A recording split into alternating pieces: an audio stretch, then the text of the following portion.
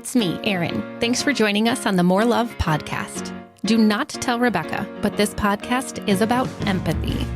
She likes people to think she's dead inside, but the truth is she's a big-time feeler who has truly helped me uncover that empathy is my superpower.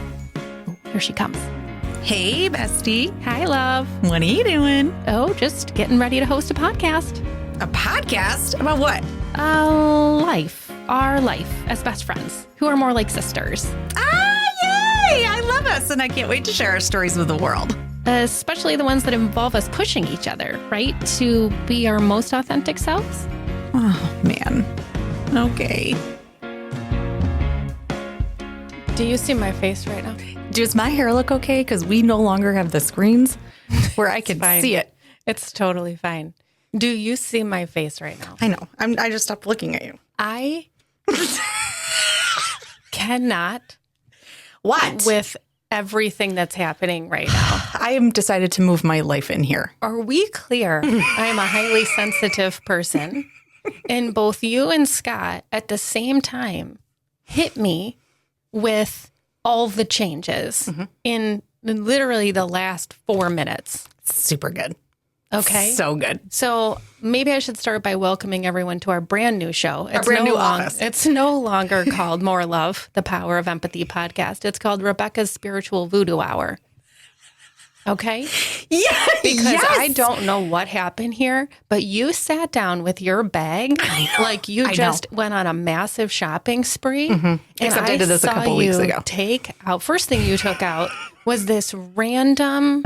What is that? It's like an a incense mermaid burner. incense burner. It's a mermaid. And is it burning incense right now? It sure is. You picked it. It's the green tea tidal wave. I picked it? Yeah, I said pick a number 1 through 6. Okay. And I picked the 6. So you got like the incense variety pack. Yeah, there's 6 flavors. Okay. You picked the 6. So first thing you did was you light that thing, and then you took your hand and you wafted the aroma around your head. No, I asked Scott if it was okay and if people were going to complain, and he said no because it doesn't smell like kielbasa. And the people next door burned the kielbasa. Yeah, that was. I said this is the green tea tidal wave. So that was the first thing you did, right? Then the next thing you did was you took out, it looks like a box of 6 or 7 playing cards that all have Oils. they're all oils. Okay. We're going to talk about these in a minute because you need some. Good. That's good. Yeah, please do waft some of that green tea love my way. Maybe it'll de-stress you a little. And then Look how good I look. And then you just hand me this box. Yeah, that has to do with the full of oils. Gems. They're not gems, they're crystals. Okay, sorry, got that one wrong. You That's a big difference. You got to charge them in the moonlight. What? No. So these are mine now? Oh, no. They just sit on my They belong desk here in our new office. Okay, great. And if anybody else touches them, they'll have their voodoo juju on it. Now, you say our new office. Yeah, this is our new office. So why don't we talk about that for a minute? So very first thing that happened was we walked in here. We go back to the normal podcast site, and Scott's there waving his finger saying, no burrs, turn around. Turn around. Turn around. Not turn it off. Turn around. Turn around. And we turned around, and then we walked into the abyss. We are in like New York City, boho. You know those offices that you can like rent and you get inspiration from? That's what it feels like to me. Like you know one what I'm of talking those about? communal work environments? Yeah, but it's not communal because there's no one else. It's just us. We're not going to let anyone else No, it's not communal. Okay. Yeah. Okay. It's just ours. Oh, I see. Nailed it. I see. So And good. Scott, how long did it take you to pull this beauty together? Oh, I was here very late the other night. It had to have been more than one night. Yeah, I've been doing it over the course of a couple of weeks, but last night, no, it wasn't last night, 2 nights ago, I was here till about 12:30. I had a 17-hour day. Let's paint the picture. Okay. He built walls that are brick. Yeah. Well, He individually put those brick and mortar walls up. Yeah, right. That's what it took so long. Yeah, right. Yep. Yeah. That he looks super slathered good. on that mortar by himself. He has brick by uplighting. brick. He has uplighting. He has regular lighting. What does uplighting mean? Oh my God. it's lighting that points up. Wow. That right there is the Thanks, uplight. guys. Oh, You see the blue? That's for effect. Yes, and you can change the colors, I bet. Yep. See? Oh, excuse me. Oh, would you coordinate with Scott on the new design? I didn't, but I'm pretty impressed if he did that by himself. Wow. Oh, Oh, red, blue. I'd like us some pink. Yeah, right. That's not. What else we got in here? Look at the plant. Is this a real plant? Yeah. Because we all know I need my plants I know around. you love your plants. And it's right near me. That actually is a real plant. It's It's the real. only Yeah. one that's real. I love it. It's perfect. That's it's great. perfection. The fake ones are for me. That's right. And it's just the ambiance. It's just, this is it. Right behind your head. I guarantee you, Scott put this up just for us. It's a sign that says, "All of me loves all of you." You know, he found that at Kirkland's. He did. And he was like, get that one. He did. For the More Love I'm pretty podcast. sure in my wallet there's a picture, an old picture of us that I can just take out and just clip it up there. Good. I think would that's he die? good. Would he die? You know That's who what would? it's there for. The other podcast people who work in here. It's the exact same scenario when you created a wedding wall in your home of all of the people in your family that are married, and I help you put it up. And then when you went to somewhere, I took one of the pictures out and put me and my husband in it. Yeah, you took out my husband's grandparents, Yes. like their old wedding photo, Yeah. and you replaced Because it I with one thought of it you was, and Philip. I thought it was the one the frame came with. Yeah. Right. I didn't, like, because it was such an old time photo. Right. Yeah. It was you like didn't a- realize. yeah, right. Yeah. That It's it was his an actual- grandparents who were married for 80 years, you know. Right. Then I put me and Phil But there's you and Phil. I don't think you noticed that for a while. Yeah. No, I did not. No, I did not. That was a good day when I found that one out. So I have to say, huge props, Scott. It looks absolutely beautiful in here. You did a really, really nice job. There is one correct answer to this question, Scott, and the answer is yes. I'm just going to prime you with that. Okay. You made this for Rebecca and I. Yeah, I knew it. Yeah, I knew it. And so you like just let some other people come in here if they absolutely have to, but really this is the More Love podcast space. Okay. That's great. Okay.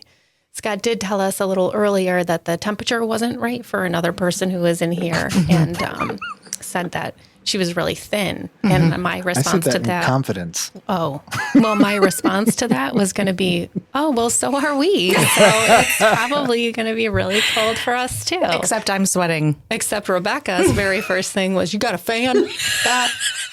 You got a fan? So...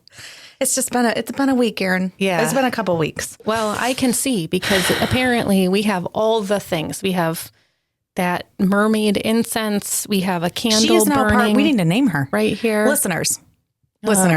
if you'd like to name the mermaid, Yeah. you can write it in our Facebook group. Yep. She needs a good name. Here's your chance. Here's your chance. This is next level.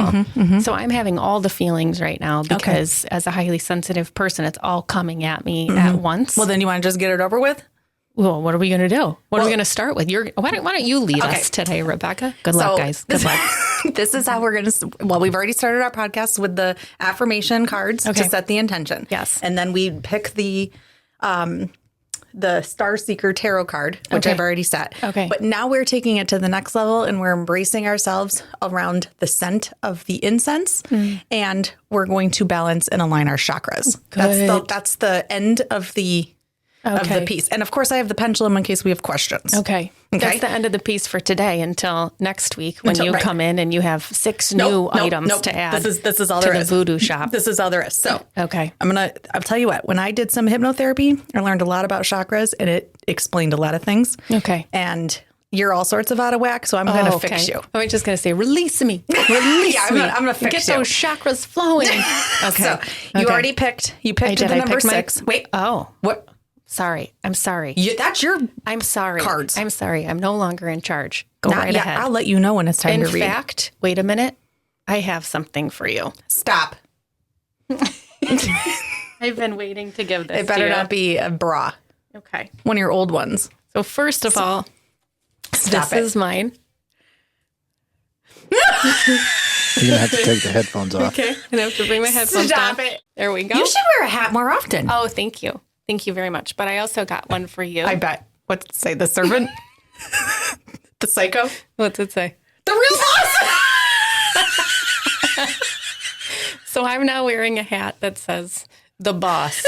And I got you a hat that says the real boss. Let's be real clear. So just so we're clear, as we set the intention and you took over the voodoo shop and everything else that's going on here today, Rebecca now runs the podcast. So I'm going to wish everyone luck. That's great. Hope you got a long time. That looks really good. Yeah. Cute? Okay. The real boss. Yeah. Good. Scott, you need a mirror in here so we can see. Yep. I'll put it on the list. There you go. Yep. Can you see? Not myself. That's fantastic. Do I look cute? Yeah, it looks great. You It lie. looks great. That hair over that headphones is really working for you too. That Does it looks look good. like the wigs we tried to pick out today? Yeah, on it does. the Amazon? Yeah. Okay. Go ahead. All right. So you picked Lead me, oh spirit guide. the purple. Yeah. I just asked you what color were you feeling today. So I'd like you to pick up the amethyst, the purple. This the purple one or this one? Either one. Yep. Just hold it. It's important. Okay. Thank you. And then I would like you to take the, we're talking about intuition today. This is the crown chakra. Okay. And I'm going to read as you're rolling this on your wrist. Rolling. Oh, I'm not doing that. Okay. I'm not. I forgot. She hates wrists. Oh my. She always threw up. Okay, we're not going to roll it on the wrist. What about on Can you stop saying that word? the W's? I cannot. Okay, what about- I got to do this the what whole about- rest of the show. what about I am this? not What is this okay. thing called? That's fine. An elbow? The crevice of your back of your elbow. Yeah, I cannot. I'm like a T-Rex right now because you said the W word so Sorry. many times. All right. I am not putting that on my Crevice, W's. crevice of your crevice of your elbow, and then I'll do it too. Okay, but I'm going to read to you. So we're balancing our crown chakra because it is either in full effect override, or it's not functioning. It's an underride. How do we know? We're going to talk about it. Okay.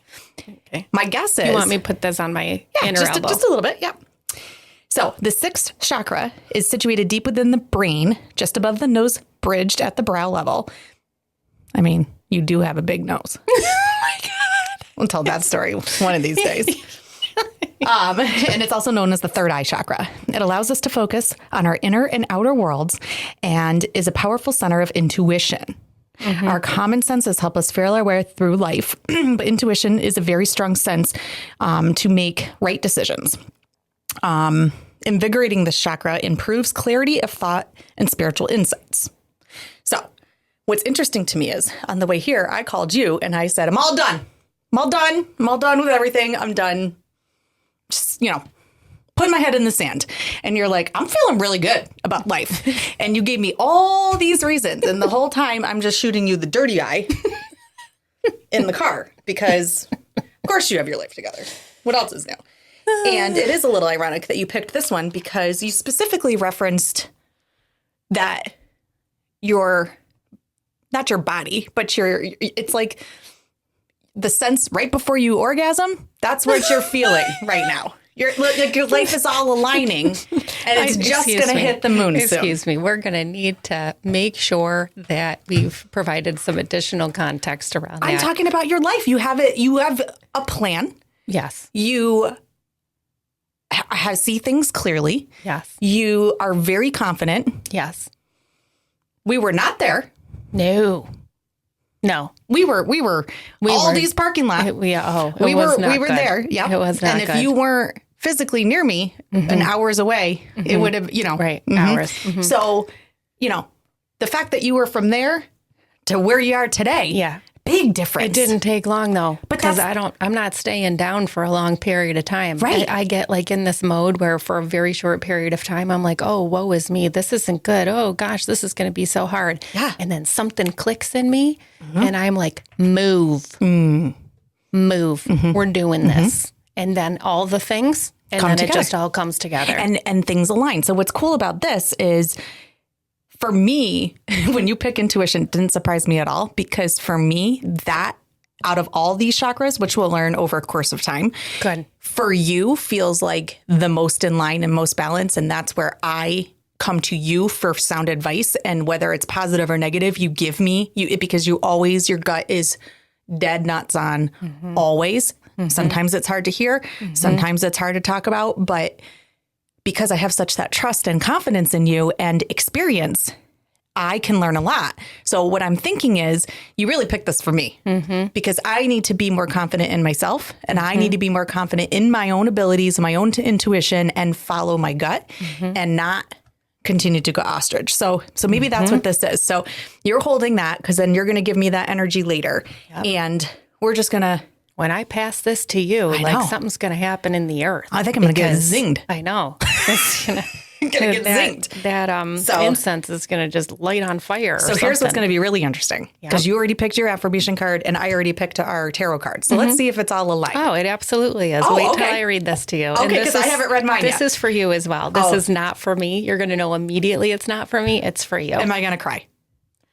Oh, God. You're going to throw your hands up and you're going to say, oh, my gosh, every time. Do you smell that? Smell your pit. My pit?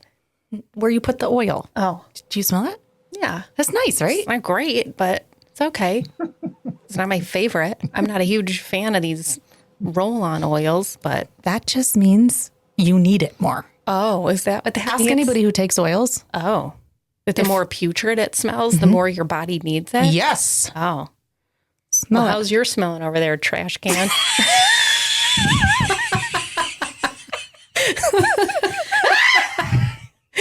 The more you need it, you're like a diaper genie.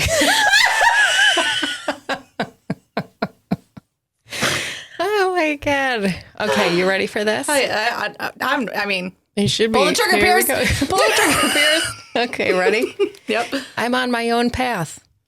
I know that comparing myself to others only derails me from my purpose.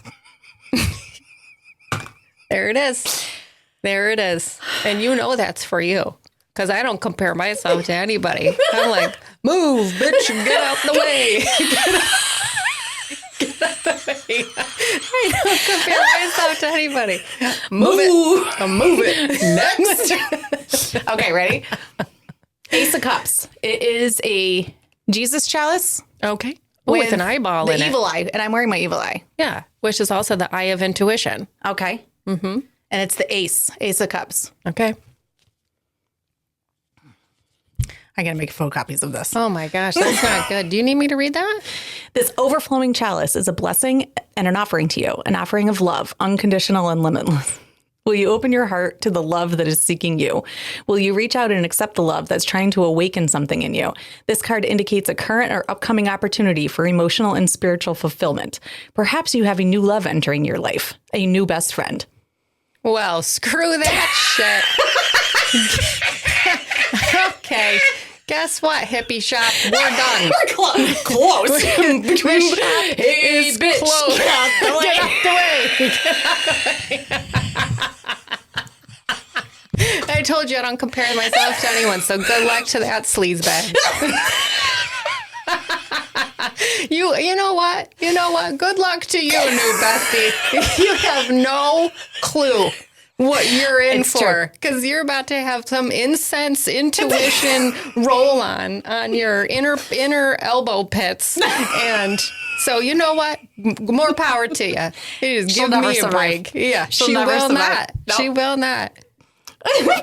You're encouraged to keep your eyes and your heart open to unexpected love. Trust your heart in all matters at this time. Follow whatever attracts you and whatever sparks your light. Practice giving and receiving love from a place of compassion and openness at this time. Doing this will help you align this with your potential gift of love. It can also be asking you to get in touch with your emotions and tap into your truth and seek what your heart really wants. Now's the time to express your true feelings, even if it's fair. That's really interesting because some major things have happened in my life in the past 5 days, which has really sparked up some serious emotions for me. And some soul searching. A lot of soul searching. And what did I say to you the other day? I said, you know what? Instead of being sad, and I mean, I'm sad and heartbroken, but at the same time, part of me is like, it had to happen this way because I would never have made any different chapter changes for many, many, many different reasons. But sometimes the universe, you know, it's so cliche, right? When one door closes, another one opens.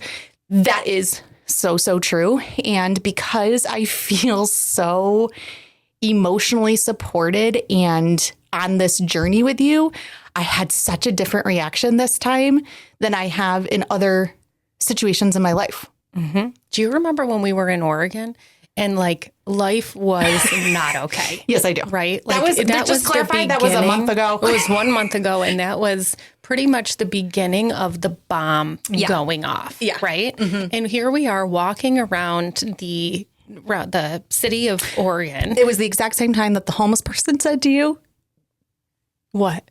Which one? the one that's, I can't even say it. The one that said something about competing in a staring contest. Oh. What did he say to you? Oh. He said, We're in deep thought. We were in Target. We were standing inside the Target Starbucks. Yes. We were placing an order, and a man But was we were in pushing- deep conversation. Like Yes. you and I, the reason we went to Starbucks is so we could get fueled to have bigger conversations. Like these are life-altering conversations, and we're just waiting for our order. And I'm maybe staring off into space because Right. that's what happens When when we're I'm thinking. deep in thought. Right. But not realizing that in the door coming down the wheelchair ramp are two what we believe to be homeless people. Yes. One who was in a wheelchair with basically a broken foot. Right. And I watch him accidentally run her foot Into the railing. And I'm looking at that like, that ain't good. That's not a good thing. And so he continues to push her, and I, can't stop watching what is happening, but I'm also still deeply in thought and not fully present. Right. And what did he say? He said it something was like- something like you're gonna win the try to win the staring contest or something like that. It was an oxymoron. It was something that was so not, and you looked at me like, that's not even possible. Right. I wish I could remember exactly what he said. It'll come to us. But yeah. I couldn't. And I looked at you and I'm like, did you hear that? And then I looked at you and I'm like, he talking to me? Is he talking to me? I know. Especially after the Target story. Yeah. I mean, if anything, here we you were go gonna, Target again. If anything, you were going to go buy them a whole wardrobe because know. that woman got her foot slammed into the door. I know. Yeah. I probably was watching her face in complete agony as homeboy runs her leg into the railing. What part did you miss? The part that her entire leg was sticking out, like about to hit the railing. He didn't even say sorry. I know. Whatever. Nobody could say something to you about winning a staring contest. Yeah. What are you trying to win a staring contest, or I don't know. It was funny. It was like we were back in third grade, and I didn't know how to tend to it, so I just kept going. No, I think we looked at the Starbucks people and said, "Why do you work here?" I am rubbing the amethyst off this thing. I'll tell you what, this thing's going to be clear by the time I'm done with it. What were we talking about before that? I don't know. We were talking about how you, how we have such a deep connection and we're able to have Oregon. Oregon, yes, when our life began to fall apart. And I said to you while we were walking down the street, are we in just complete denial about what's happening right now? Or have we really honed in our ability to keep it together? Because the whole around us is imploding. Literally. It's not good. Like everything is just not okay. And we're just like, hey, it's fine. It's going to be fine. And I think I said to you, talk about intuition. I don't know. I just have this complete gut sense that it's going to be completely fine. And this adds texture to the story. This is what is supposed to happen.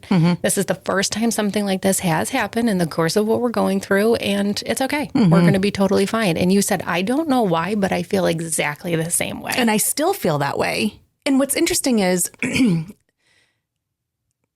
things have changed, but they haven't. Yeah. It technically got worse. Right.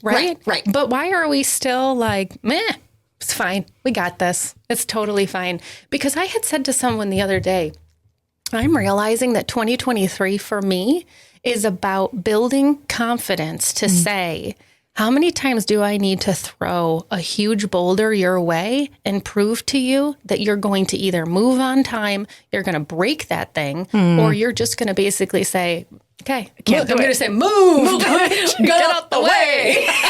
Right? And that's a really good point. I really feel, so how long did you spend trying to get me to see that I could leave higher education, that I could do something else, right? 8 Yeah, years. 7 or 8 years, probably closer to 8, maybe even 9, right?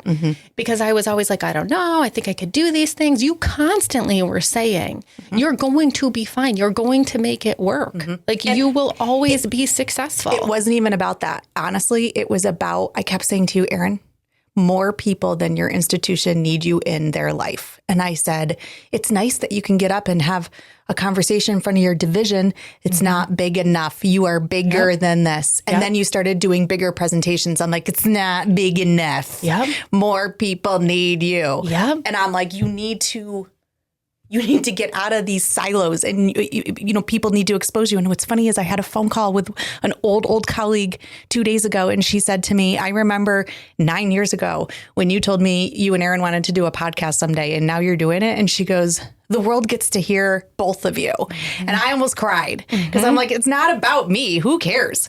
Well, I tell you all the time, I'm not me without you. Well, so yesterday when you're having a anal leakage episode and can't make it to the podcast, I thought to myself, you know what? I can't let Scott down. I'm going to go in. And then I imagined myself sitting here in this new room by myself, looking across at this empty chair. No, you would put me on full blast FaceTime. I know. I would have to. Especially, what the heck am I going to talk about? Especially if I was on the toilet. Thanks for coming to. Oh, yeah. I know.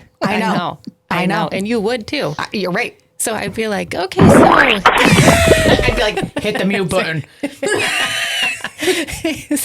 I'm going to need a minute. Yeah.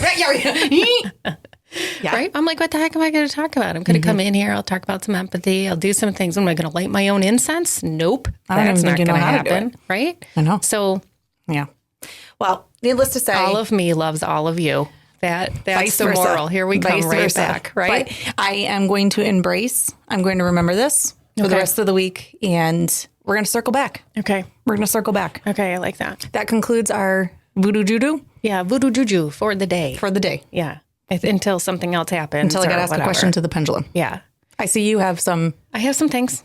I have some things over here. Okay. I'm really excited I got to give you your hat. I know. I've been trying to do that. Remember when you had your beehive and I couldn't give it to you because there was no way that was going to fit over the beehive, right? See, sometimes you got to give me some warning. I mean, you never know what I'm going to show up looking like. I know. But today was the day, and you really set it up perfectly, right? Yeah. When I was like, yeah, why don't you take care of the podcast? So speaking of taking care of the podcast, I think there's something really interesting that we could talk about, and that is the time that you called me and you said, I have a movie that I want us to watch. Oh. And I said, about what? And you said, well, I did this search for empathy movies.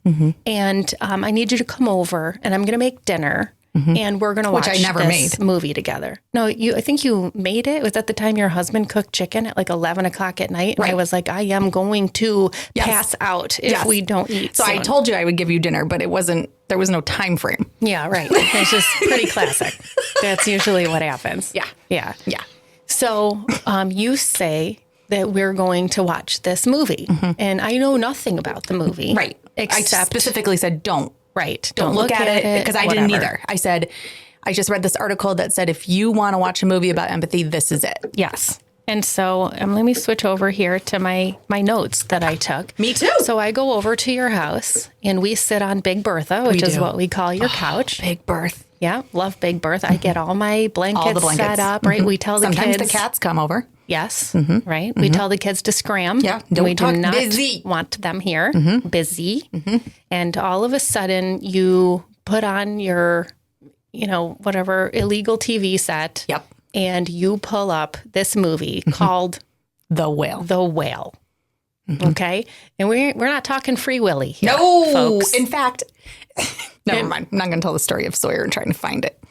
Oh, yeah. She did try and find it. And there was a couple options. And because the whale could be an animal. Yes. And it could also Erin be, said, you, now my daughter Sawyer is 9. And it's like Netflix, the illegal TV. It's like Netflix. So it's got the pictures of whatever. And Erin says, Sawyer, just find an obese person.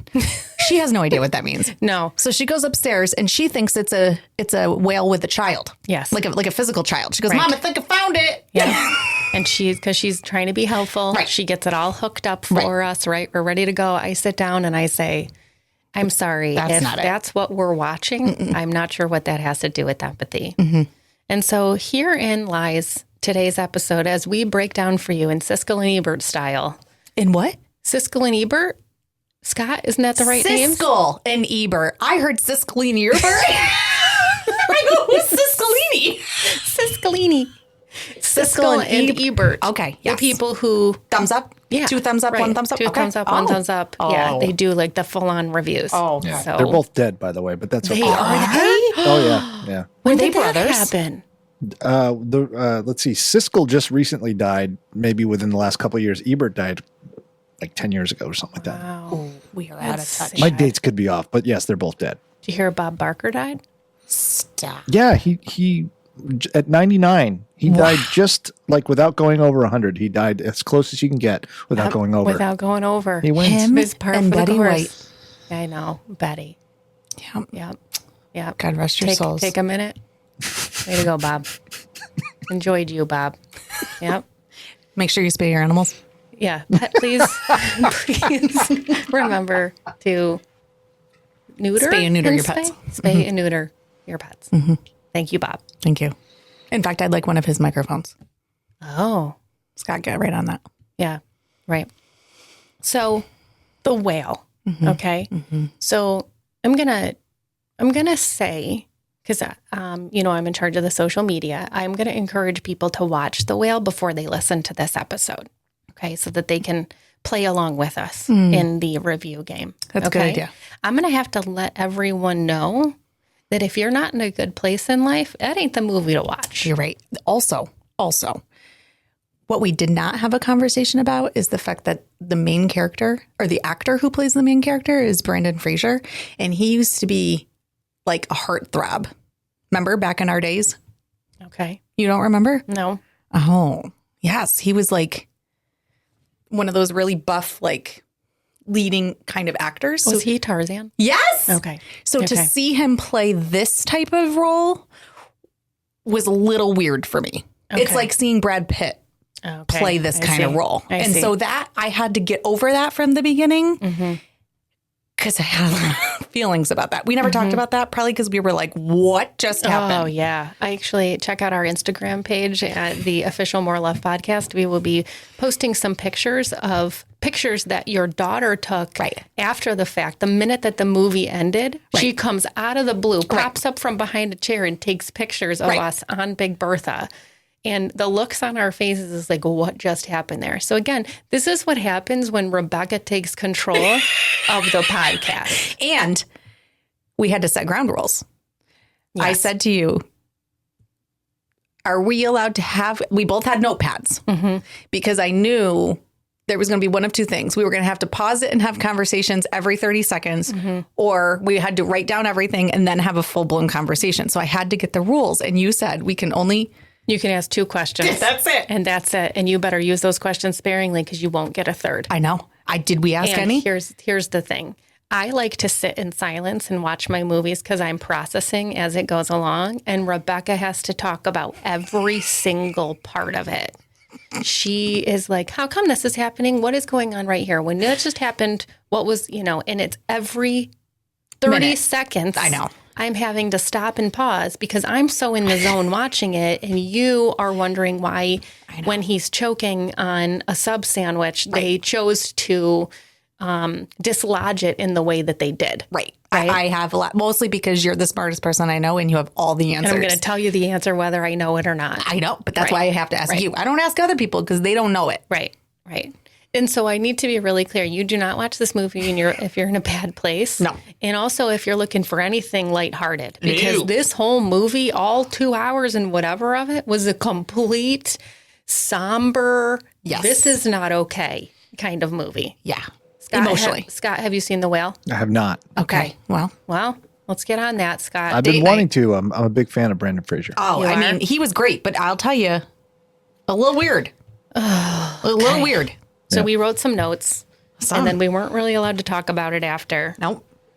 So where would you like to start? Where are we going to start? You have any good notes to start with? Do you want to set the premise? You do. Of the movie? You have to, because you're just better at all those things. Because we're real clear that however you're about to describe it is inappropriate, Correct. right? Yes. Okay. And thank you. Wrong. Correct. Wrong on the things we're supposed to be talking about. Yes, exactly. Right. If you want part 2 conversation, you get on the Facebook and we'll do a Facebook Here's Live. This behind the scenes of The Whale. And it's about the codependency that existed and why. And Right. All right. So Brandon Fraser is the obese man in this movie who has essentially let himself go after the love of his life, I believe, ends his life by suicide. We didn't find that out. He passed away. We knew in the beginning that he passed away, but we weren't sure. Were we why even or sure how at the end? Until Is this it was a revealed. spoiler? Okay. Are you giving out spoilers? Well, we're hoping people are going to watch it. I don't think that's a What spoiler. about me? I can't go anywhere. Oh. No, go ahead. I'm just kidding. I don't think that's a spoiler because it's kind of a theme from the beginning. It's very they say it right away. Yeah. And how he dies That's isn't why he really becomes important. Yes. Not really. That's why that's why his lifestyle is the way that it is. Sedentary and I mean, we're talking 1,000-pound life. Okay, I'm not sure if it was 1,000-pound, and this is coming from me watching 600-pound life all the time. I'm going to say he was probably close to 567. There is no way on this planet. Okay, how many episodes of My 600-Pound Life have you watched? How many of those people have you May's seen online. get on the scale? Okay, so 1,000 pounds. I think the number maybe of people in the world who have 800. ever been 1,000 pounds and are still living is 1. I'm going to Google it and tell you exactly how much he weighs. Go Okay. ahead. Continue with your story. Okay, but I'm going to guess. This is Price is Right style, and you can't go over. Can't go over. Go ahead. Okay. And if you get it right, you win a nice brand new credenza. That's right. That's right. Oh, good. Nice. credenza. Yeah. I love that. Yeah. So he is an obese man. He has let himself go. He was always a bit bigger, but after the love of his life had passed away, he really started to seclude himself and not go out and gain a significant amount of weight. And you find out through the course of this movie that he has had a very strained relationship with his daughter and his ex-wife for a multitude of reasons, and that he has, for all intents and purposes, given up on trying to get help. And he is also a I believe, professor or an adjunct professor, and he is a writer. And so he is trying to coach this class from the comfort of his Zoom room. You got the answer? It just talks about the suit that he wears, the fat suit. It doesn't talk about how much he's supposed to being portrayed weighing. What he's representing. Correct. Okay. But I also didn't go down the rabbit hole, and I'm listening to you. I know. I'm sure you'll figure it out I will. for the next time. Stay tuned. Yeah, right. Yeah, give us the number. Put it on the Facebook page. Okay. Okay. And so it talks a bit about how he's leading this class, and this class is essentially learning how to write from him, right? So I think that's enough of a synopsis about what happens. And did you talk about his caretaker? No. Okay, that plays a role. He does have a caretaker who, it's hard to tell. One of the things we can process is if she's just a really caring, supportive person, or if she's enabling him in some way, and the difficulty that she plays. But the relationship it was his partner who passed away's sister. So they had established a relationship prior. Yes. So that does play a role. And then, yes, that's pretty much the premise. Oh, no, the premise is actually they start the show off because they start the movie off. He's in such bad health, and his quote unquote caretaker, sister-in-law, whatever, she's also a nurse or some sort of actual caretaker. And he's going into cardiac arrest, congestive heart failure. And she says to him, if you don't go to the hospital and you don't start getting help and care, you will die in 1 week. So the entire movie is that week of him taking place over 1 week. Yes. And he refuses to engage in any sort of help beyond her. And has said, I'm not going to the hospital. No. I'm going to be staying here. Right. This is exactly what I'm doing. Right. So that's, yes. Yeah. Okay. So if you haven't seen the movie, now you have. Right. Congratulations. I mean, a lot happens in those days. But I know. So one of the first things that I have written down is the choking scene when he's choking on the sub.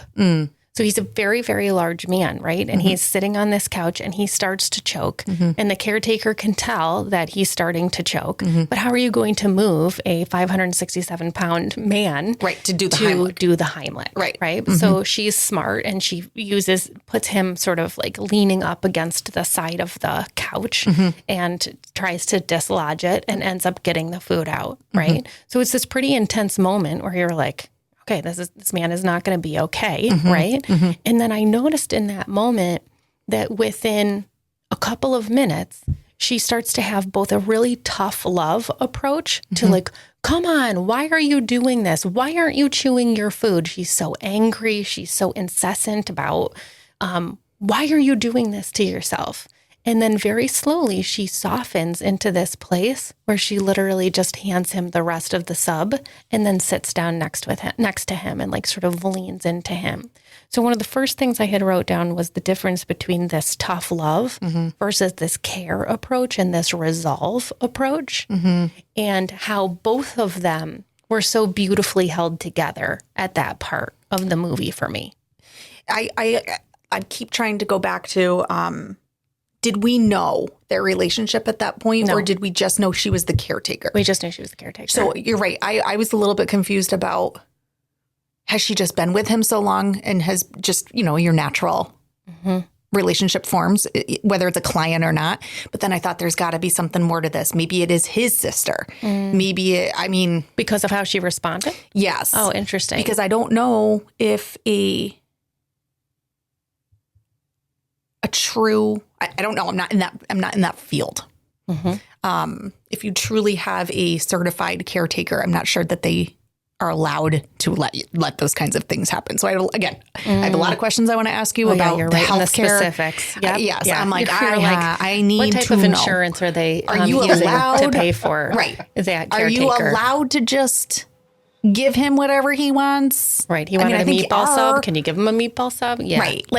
I absolutely love those are the questions that you're asking. This man is in an absolute bad place. And here I am like, wow, look at the tough love and look at the care and the resolve and how they were both held so beautifully. And you're like, was that meatball or turkey? No. I was like, meatball. why? I think it was the meatball sub. Went down wrong. I cannot. It's incredible. Maybe you should have taken a smaller bite. Why isn't someone cutting that up for him? That's exactly what I thought. Yeah, I'm like, why didn't we should put that in a blender? He should be drinking that meatball sub. This is exactly what you're thinking. And again, this is why I allowed you to have 2 questions and why we were not going to be stopping it. That wasn't worth opening my mouth. Yeah. That question. Right. I knew there were bigger things coming. What? They're not usually. So, okay. I just point that out. Okay. So in this moment, if we can go away from the meatball sub and focus more on the tough love and the care and resolve, a lot of what was coming up for me is in the work that I've previously done in terms of addictions, that I see both of those being held so clearly for people who are struggling with addiction. Your best example of that is the show Intervention, right? Where the people will sit down and they will all write their notes and they will say things like, if you continue to do this, this is what I'm going to continue to do, right? That is a very standard, a very common way of setting boundaries and letting the individual know that this is how I'm going to respond. I would put that in the tough love category, right?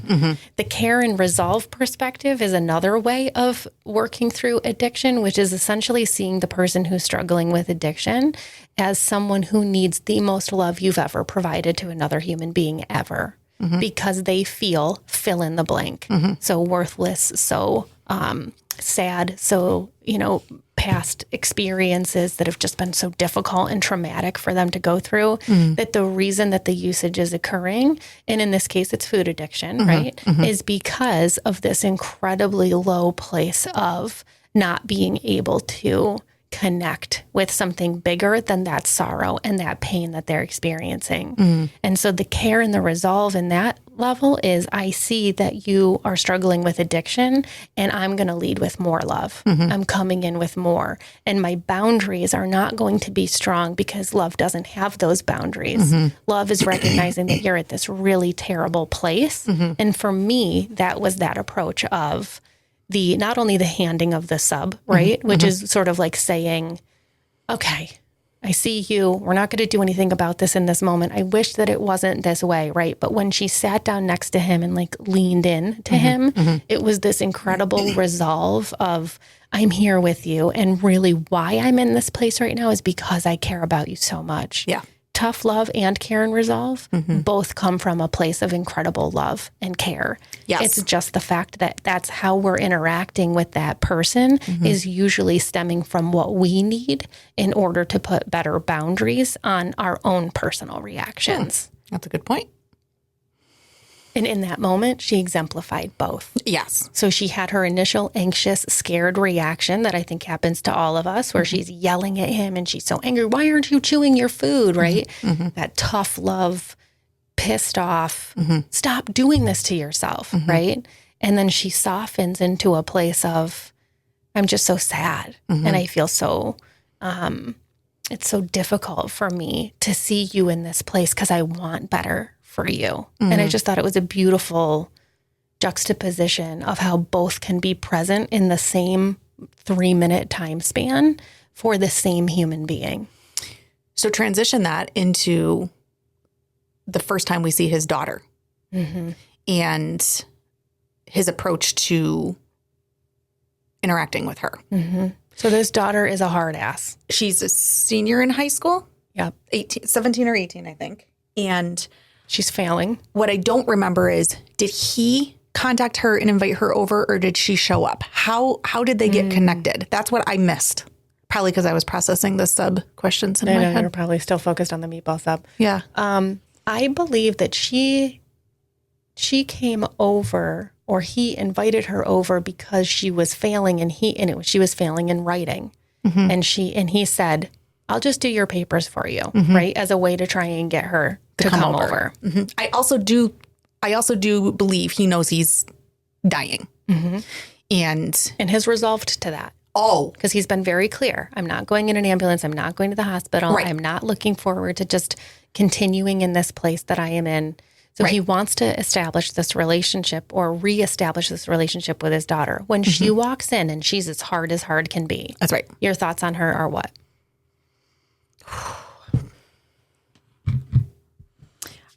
Hang on. I gotta.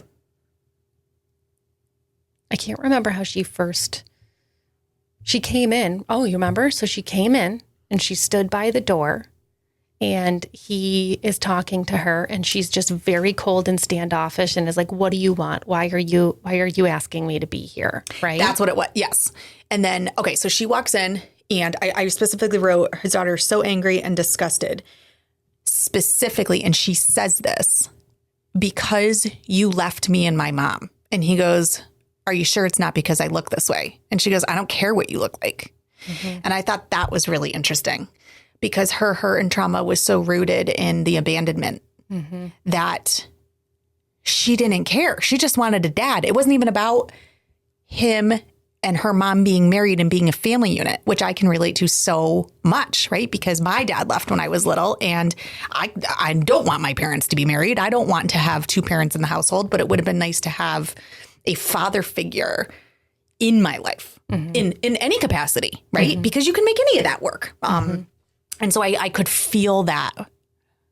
The hurt? Yes. Very, very clearly.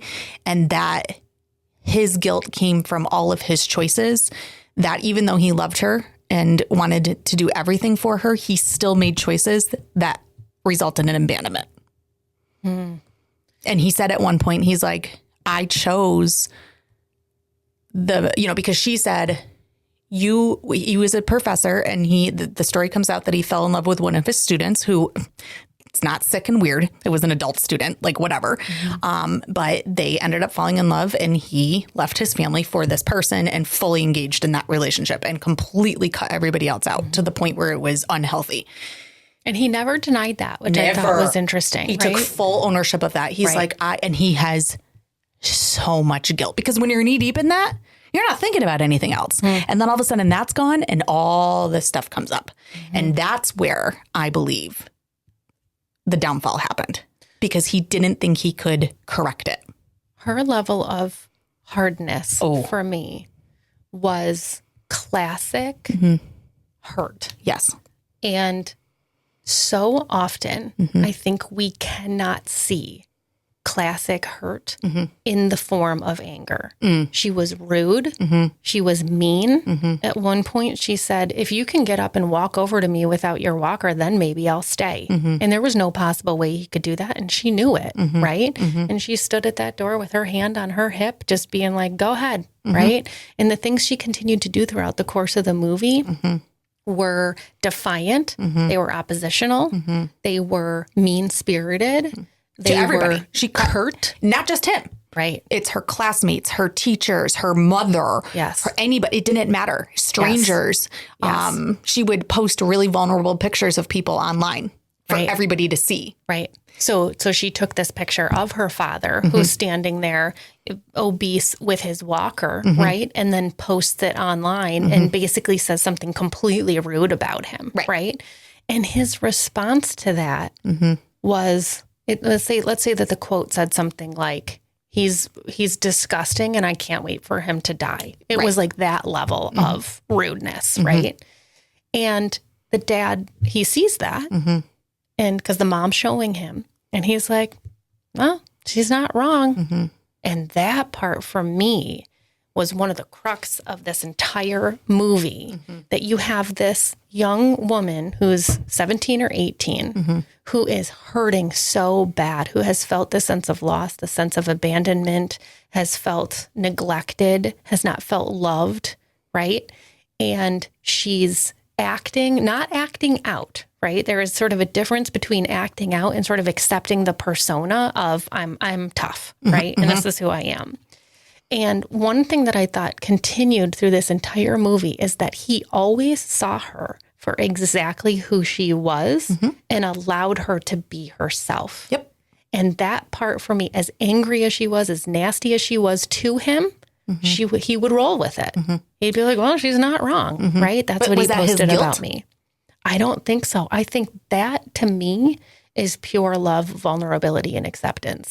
It's self-awareness in my mind mixed with seeing who she is.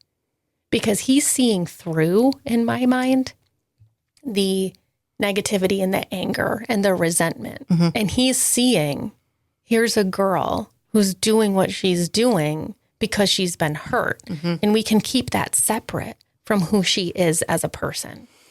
What's also interesting is he, in moments where he's probably going to die, choking on the sub, when he goes into coughing fits, whatever, he immediately goes to this folder and pulls out this essay, which makes sense because he's a English teacher, right? And he cannot tell people. I won't. You cannot tell people where the essay came from. No, I won't. Because that would be the biggest, what did you call it, Scott? Buzzkill? What was it?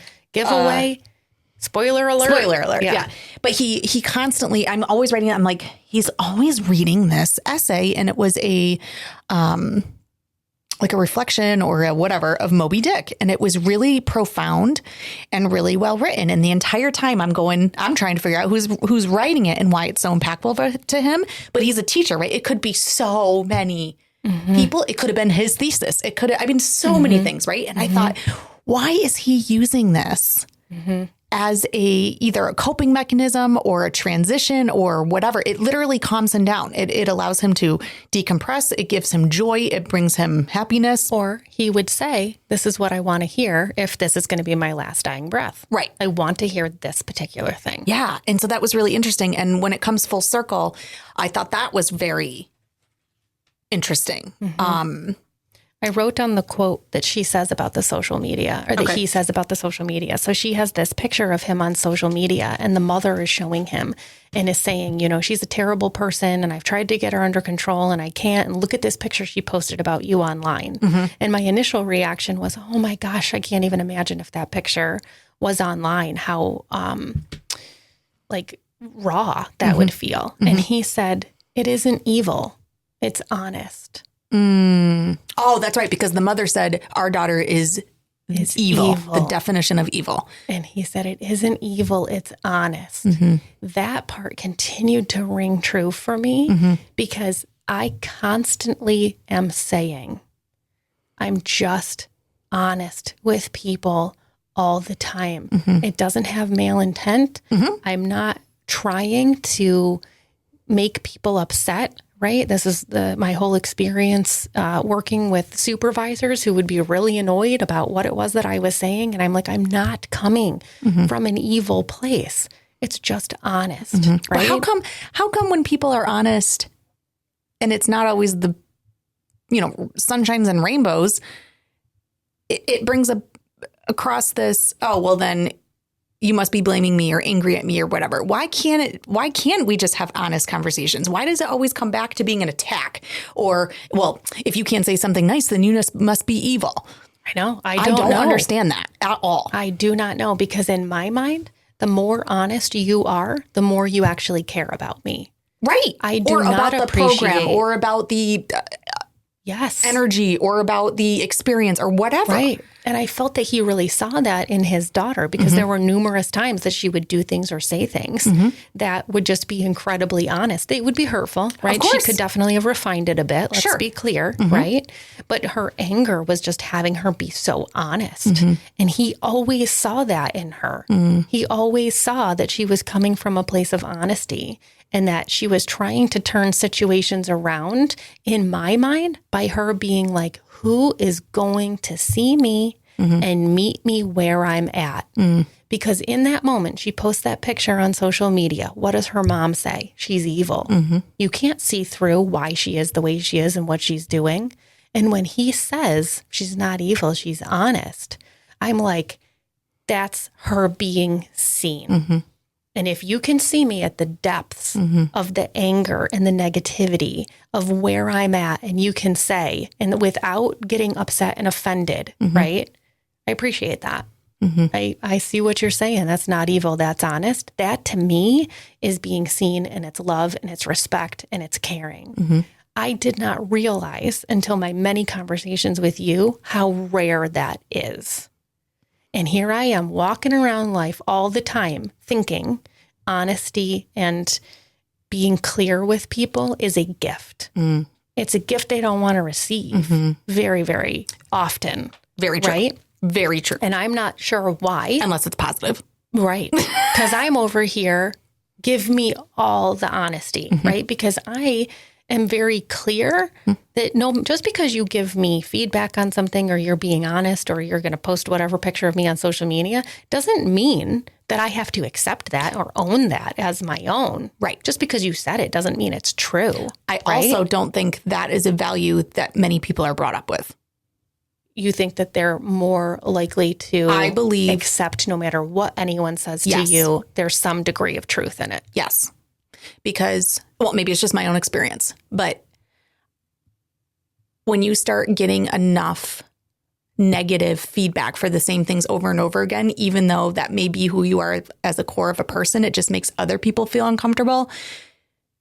It is very rare for somebody to say, you don't have to listen to that. Again, meeting you, it was the first time in my life that you had said to me, you don't need to change damn things. They don't like it. They're missing out. And I'm like, but I'm constantly being told this. And you're like, yeah, well, that's their problem. That's right. They're not evolved yet. And I'm like, oh my God, I would make little tweaks here or there. But when I think about, growing up, my mom was the type of person who never wanted to make anybody uncomfortable.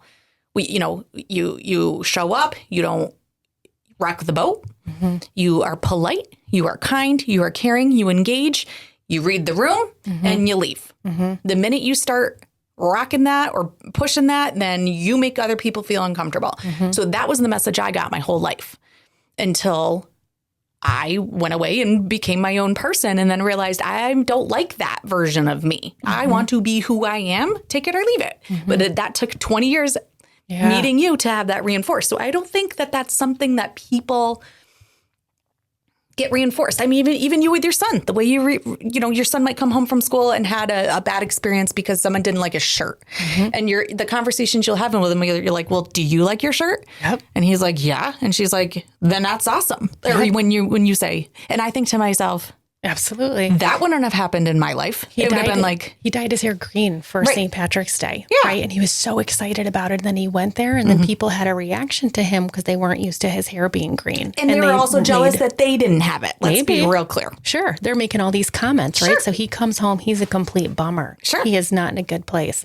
I said, hey, buddy, what's going on? Right. And he's like, a lot of people didn't like my green hair. And I said, do you like your green hair? He's like, well, I did like it. And I said, how come? Because other people don't like it. We're choosing not to like it. And he's like, well, I don't know. I just, want to be accepted or whatever. And I said, well, I wonder if there's a way that we can still accept ourselves, even if other people aren't okay with whatever color you spray painted your hair, right? Those conversations started when he was 4 or 5. Right. Because I will be damned if he is forever at the mercy of other people's thoughts, feelings, and opinions, especially in this day and age where I hear a whole bunch of thoughts, feelings, and opinions and think to myself, are you people off your rocker? I know. But that's my point is I think that's why we have such a problem with social media because people aren't raised to be that way. And then you're keyboard warriors and you're all these things. And it's like, wow, wow. So he very much saw her in that point. Right. That went through the rest of the movie.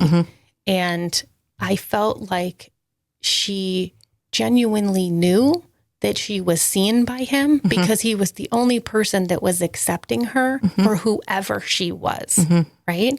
And now I'm being reminded of the beginning intro of this podcast, right? Or maybe it's the end. I accept you wherever you are, right? You say constantly, people feel comfortable with you. You're a soft place to land because it does not matter what they bring to me. They can bring their nastiest, most angry, most disappointed version of themselves. And as I said about the Target story, the more angry, the more pissed off, the more raunchy and over the top you are, the more I know you're hurting. And I will come in harder. I will spend more time. I will embrace with more love. But what you saw from the mother in that situation, what you saw from the reaction that the caregiver was having to her is what continues to reinforce these people who have all of these really negative internal pushing to external reactions is that they continue to be reinforced over and over again by people not seeing them or knowing who they really are because it's a defense to see if anyone really cares enough to see what they're trying to bring to the table. Because they have a trauma rooted in their root chakra from when they were very, very small. Yes. And when you are not rooted and grounded and feeling secure, you will always be off balance. And how do you align? The chakras go up like this, right? When your bottom is off, how can any of these be in line? So that was what came out of my therapy, was that I really need to focus on my root, or I feel like your root is really grounded. And the conversations we have really bring me back to this. And I'm like, okay, yes, all right. And then once I realign it, and then I notice all other things start to get back in place. So this has been a really awesome visualization for me, where I can pinpoint what's bothering me, and then I can pinpoint it to one of these. Is it 1, 2, 3, 4, 5, 6, 7 things, and just spend a couple of minutes. It doesn't even take that long. And figure out what it is and try to shift it back either through meditation, through a conversation, whatever. And then I just start to see all this beautiful stuff happen, But I think you're absolutely right. She was flailing. And the only way that she felt grounded was to be angry because nobody's going to do this to me again. And just like the example of what happened at Target, people tend to run away from things that make them uncomfortable. Sure. And what makes people uncomfortable? Anger, negativity, a quick tongue, right? Those types of things. And I have always, since I can remember, been the person who sees that hurt as a cry for help. And I honestly can't pinpoint that to anything. I don't know why that is. It's your gift. And it's a blessing and a curse, right? because I can never just allow someone to be where they're at in terms of, I mean, this is why we're as close as we are, right? I couldn't just allow you to be that intriguing person who pees in the corner of the parking garage and, you know, is like, I'm not going to let you get close and I'm not this and I'm like that, right? The people who are incredibly angry, I can't just let them be incredibly angry. I see that and it's like my soul is attracted to theirs and I'm like, I got to help this person make sure that they're in a better place. Because you're better than that. I know what's under there, right? That's why in the addiction field, I'm the more love approach, right? That it's just this sense that I have that makes me run into the Target bathroom as much as it makes me go toward people who are in a really dark place and are projecting that to others. Because once you get to a point where you are projecting that and that becomes a part of your persona, and it's you at the customer service counter yelling at someone or whatever, you essentially are crying out so deeply in my mind for some connection and someone to see the parts of you that aren't that outward projection. You just gave me an aha moment. I think also that people like you who are genuinely curious and come from an approach of love and empathy and vulnerability and curiosity versus people like me who are closed off and coming from a point of judgment. I'm not curious. I'm very judgmental about why you're acting the way you are. And clearly you're off your rocker, right? Like you need to get it together. This is not the time or place. I become curious when I feel able to be vulnerable. Does that make sense? And my curiosity is not what I lead with, because then I become invested. And if I become invested, then I could get hurt, and I can't do that. So if I become curious, that is a means to an end. So if I just stay in the judgment, not judgment as in absolutely judgment like, oh, your hair looks like shit. I'm not talking about that. I'm just talking about like the Myers-Briggs, whatever, from a judgment point of view or a value point. I'm evaluating you and judging you based on my values and how they're lining up and et cetera, et cetera. Doesn't make you good or bad. Doesn't make me good or bad. It just it allows me to either break down my concrete gate or keep it right there and moving on. That's right. Bitch, get out the way. That's right. Get out the way. And I have to tell you that that's the next episode is us talking about the ways in which that serves people in a really beautiful way, because I don't feel that I have that ability, and it has really impacted me very greatly in terms of time, effort, energy, and ability to let go, you know, constantly giving people the benefit of the doubt, right? There's some real negatives associated with that. And so similar to that tough love versus that care or resolve that we were talking about earlier, I can see why intervention happens and why people say, I have to protect against that which can consume, right? It's not necessarily about you as the person, because I believe the person, and in this case, their addiction, are separate. And I can be angry at that addiction. I can be mad at that addiction. I can talk to that addiction, but I don't have to be angry and mad at you as a person. But I need to have boundaries against the addiction. But in my mind, those two things are somewhat connected with each other, that it would be like I was saying, I have to create these boundaries around you. And for whatever reason, that's so hard for me. Can't do it. And it has not positively impacted me in a lot of ways. So put a little pin in that. That is definitely that's another next session. episode. So I want to say one last thing about the whale. Okay. When we got to the end of the whale, okay, because there's so much more we could unpack about that. This is the part that What are you going to say? Started Hyperventilating? Hyperventilating. Now, we're not looking at each other. My back is to you. Yes. Because I can't look at your face. No. Then I will have thousands of questions. Yes. A. B. Yes. I don't want you to see if I have any emotions. I know. And the whole time I'm wondering, is she crying right now? Is she having any emotion? I'm surprised you didn't get up, quote, get up. Yeah, to shut the blinds or something. Yeah, shut the blind or get a blanket or something just to see. I know. And I was wondering the entire time. And then it got to the point where I was super uncomfortable that if you had looked at me at one point, I'm not kidding. I was hyperventilating, looking at the ceiling to the point where I almost threw up. That's how hard I was silent crying.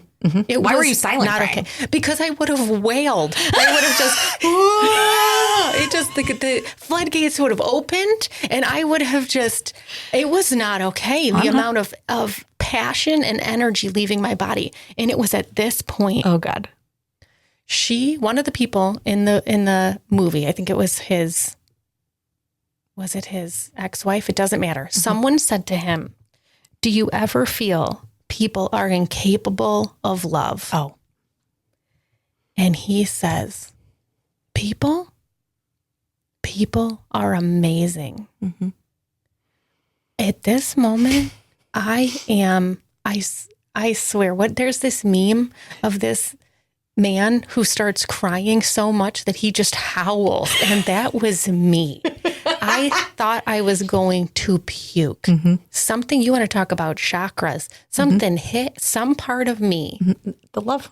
About do you ever feel people are incapable of love?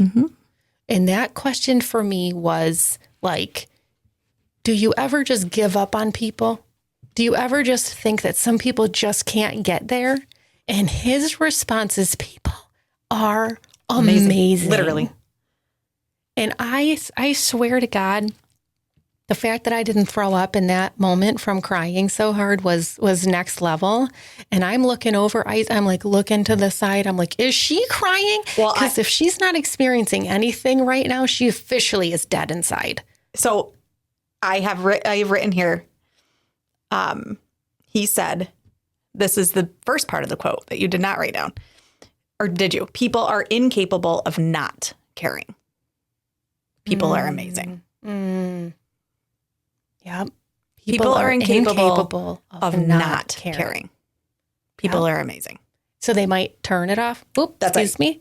That's right. Turn it off like a light switch.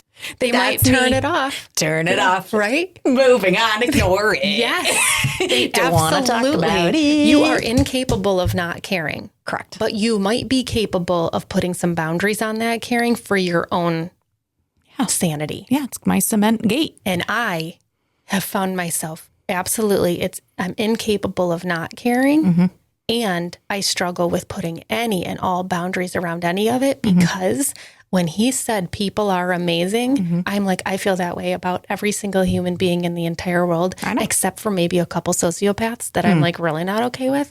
But other than that, bring them all.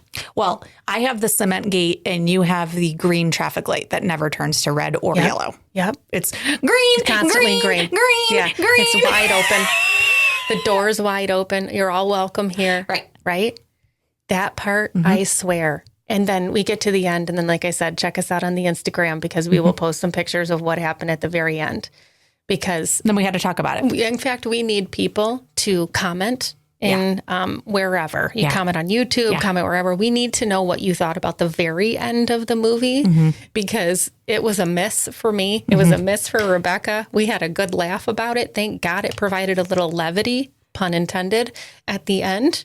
But we need to know what you thought about it. And we would love to hear your other thoughts on what you think about the whale. 100%. So. And I think in the future, if people like these types of things, that we should do Facebook Lives and do movie reviews. Love it.